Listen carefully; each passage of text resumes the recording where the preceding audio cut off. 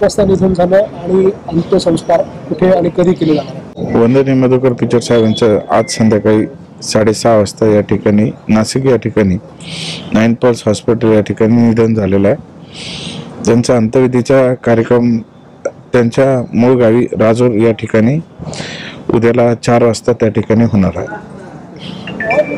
त्यांचं पार्थिव अंत्यसंस्कारासाठी कुठे ठेवलं जाणार आहे कार्यक्रम?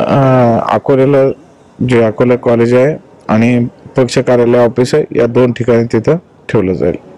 सकाळी 10 वाजता देवठाण या गावी जाणार आहे, तिथून 10:30 वाजता पक्ष कार्यालयाच्या त्या ठिकाणी येतील आणि साधारणपणे 1 वाजेच्या दरम्यान अकोला कॉलेज या ठिकाणी ठेवण्यात येईल आणि नंतर राजूर येथील जे मधुकरराव पिचड विद्यालय आहे त्या विद्यालयात